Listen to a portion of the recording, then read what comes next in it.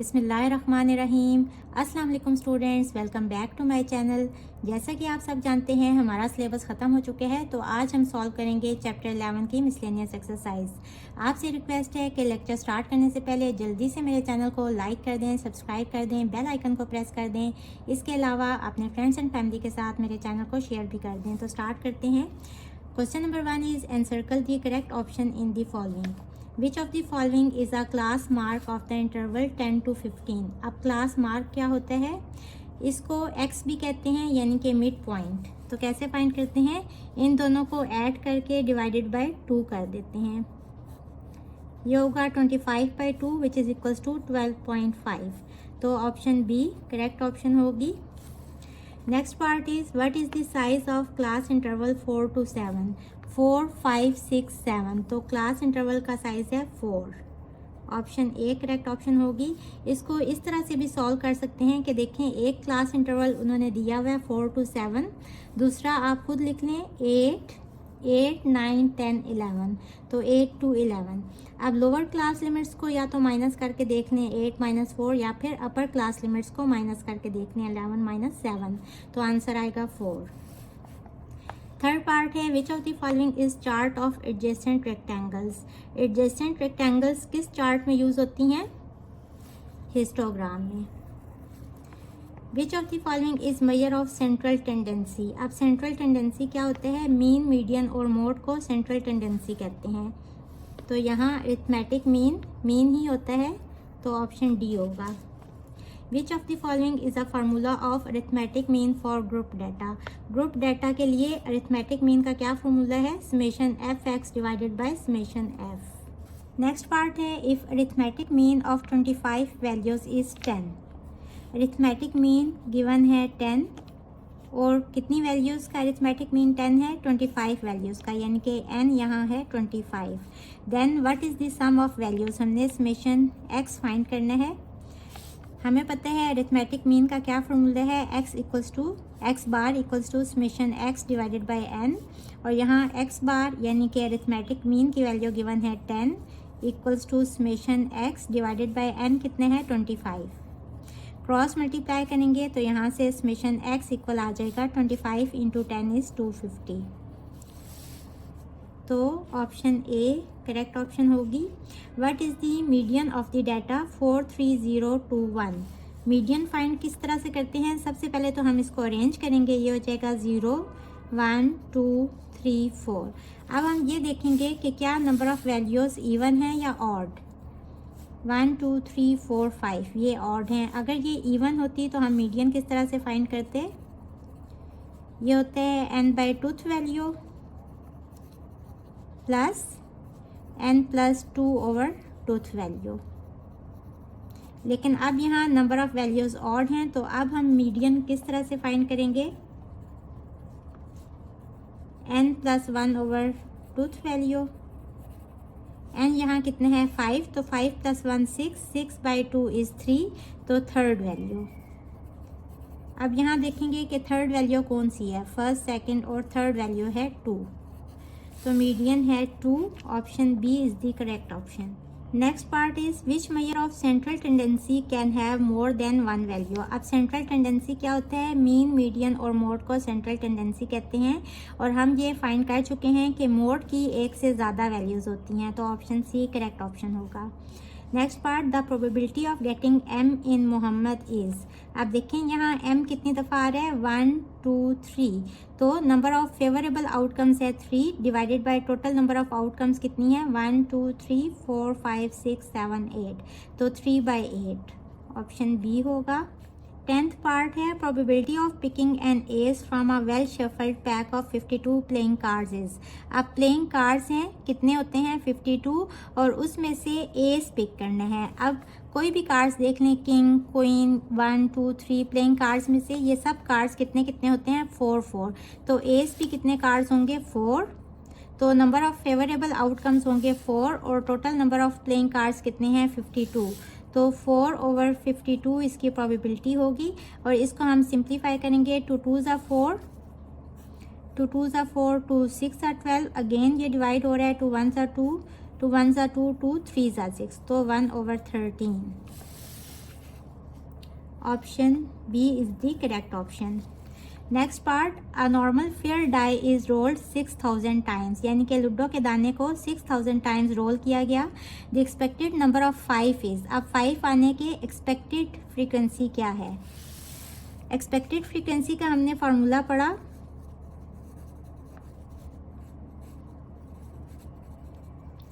इसका फार्मूला था total number of trials into probability. अब देखें टोटल नंबर ऑफ ट्रायल्स तो 6000 गिवन है और प्रोबेबिलिटी क्या होगी? लूडो के दाने में कितने नंबर्स होते हैं? 1 2 3 4 5 6, तो 5 आने की प्रोबेबिलिटी, यहाँ total number of favourable outcomes 1 है और टोटल कितने हैं? 1 2 3 4 5 6, तो 1/6। सिंप्लीफाई करेंगे, 6 1 6, 0 0 0, तो 1000। ऑप्शन सी करेक्ट ऑप्शन होगी। नेक्स्ट पार्ट है, a fair coin is tossed 500 times, यानी कि नंबर ऑफ ट्रायल्स कितने हैं? 500। Expected number of tails is, अब टेल आने के चांसेस, जब कॉइन टॉस होते हैं तो हेड आने के चांसेस भी 1/2 होते हैं और टेल आने के चांसेस भी 1/2 होते हैं, तो टेल की प्रोबेबिलिटी है 1/2। और ये हम क्या फाइंड कर रहे हैं? Expected frequency. इसका ये फार्मूला है, सिंप्लीफाई करेंगे तो 250 आंसर होगा, option B. Next part is, in a group of 5 people 4 like peach juice, 5 लोगों के ग्रुप में 4 को पीच जूस पसंद है। The expected number of people in a population of 1200 who like peach juice is, अब यहाँ देखें हमने एक्सपेक्टेड फ्रीक्वेंसी फाइंड करनी है, इसका क्या फार्मूला है? एक्सपेक्टेड फ्रीक्वेंसी इक्वल होती है total number of trials into probability. अब सबसे पहले तो हम फाइंड करेंगे कि प्रोबेबिलिटी कितनी होगी। अब देखें 5 लोग हैं, 1 2 3 4 और 5, इसमें से 4 को पीच जूस पसंद है, तो पीच जूस के नंबर ऑफ इवेंट्स कितने हैं? 4, और total number of sample spaces कितने हैं? 5, तो यहाँ से प्रोबेबिलिटी ऑफ पीच जूस कितना आ जाएगा? 4/5। Number of favourable outcomes divided by total number of outcomes, इसका फार्मूला है, तो ये यहाँ यूज़ करेंगे। 4/5 प्रोबेबिलिटी है और टोटल नंबर ऑफ ट्रायल्स कितने हैं? 1200। सिंप्लीफाई करेंगे, 5 2s are 10, 5 4s are 20, 5 0s are 0 and 4 × 2 40 is 960, तो ऑप्शन सी करेक्ट ऑप्शन होगी। 14 पार्ट है, how many times Honey should toss a fair coin if he expects to get 100 tails. अब यहाँ expected frequency tails की given है 100, तो expected frequency का क्या फार्मूला है? ये इक्वल होता है total number of trials into probability. अब यहाँ expected frequency of getting tails कितना गिवन है? 100, और हाउ मेनी टाइम्स यानी कि हमने total number of tails find करनी है कि कितनी दफ़ा कॉइन को टॉस किया।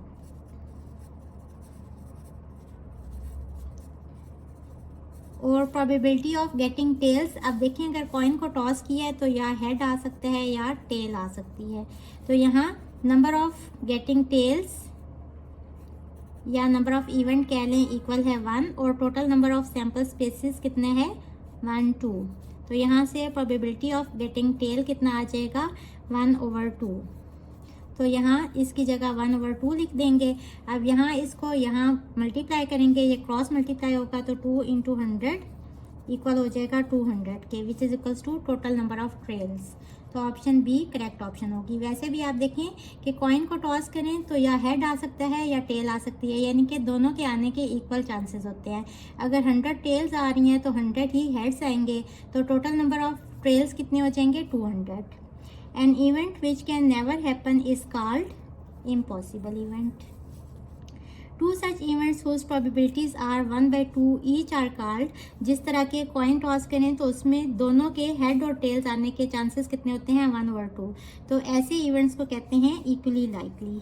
Next part is the probability of a certain event is 0, 1/2, 3/4, 1, यानी कि मैक्सिमम किसी भी इवेंट की कितनी प्रोबेबिलिटी हो सकती है। अब देखें इस केस में देखने के कॉइन टॉस हुए, अब सपोज दोनों दफ़ा हेड आ जाते हैं तो नंबर ऑफ इवेंट्स कितने हो जाएंगे 2, क्योंकि दोनों दफ़ा हेड आया, और टोटल नंबर ऑफ इवेंट्स भी कितने हैं यानी कि सैम्पल स्पेसेस 2, तो प्रोबेबिलिटी ऑफ गेटिंग हेड कितना आ जाएगा 2/2 विच इज़ इक्वल्स टू 1। तो हर केस में जो मैक्सिमम प्रोबेबिलिटी होती है वो 1 आती है। The probability of an event can take the value of 0, 1, 1/2 all of these। अब देखें किसी भी इवेंट की प्रोबेबिलिटी 0 भी हो सकती है, 1 भी हो सकती है, 1/2 यानी कि all of these ये सब हो सकती हैं। The probability of event cannot take the value, अब देखें मैक्सिमम प्रोबेबिलिटी कितनी होती है 1, उससे बड़ी प्रोबेबिलिटी नहीं हो सकती, तो cannot take the value of 2। The probability of an impossible event is, देखें जो इवेंट पॉसिबल ही नहीं है, सपोज हम कह रहे हैं कि हमने कॉइन को टॉस किया तो हेड आ सकता है या टेल आ सकती है। अब मैं कहती हूँ what is the probability of getting 1, अब देखें इसमें 1 तो आ ही नहीं सकता, या हेड आ सकता है या टेल आ सकती है, तो नंबर ऑफ गेटिंग 1 कितना है यहाँ 0, और total number of sample spaces कितने हैं 2, तो प्रोबेबिलिटी ऑफ गेटिंग 1 कितना होगा 0/2 विच इज़ इक्वल्स टू 0। तो इम्पॉसिबल इवेंट की प्रोबेबिलिटी होगी 0। स्टूडेंट्स आज के लिए इतना काफ़ी है। होपफुली आपको आज के लेक्चर की समझ आ गई होगी। अगर आप मेरे चैनल पर नए हैं तो मेरी वीडियोस को लाइक करें, सब्सक्राइब करें, बेल आइकन को प्रेस कर दें। इसके साथ ही मुझे दें इजाज़त। अल्लाह हाफिज़।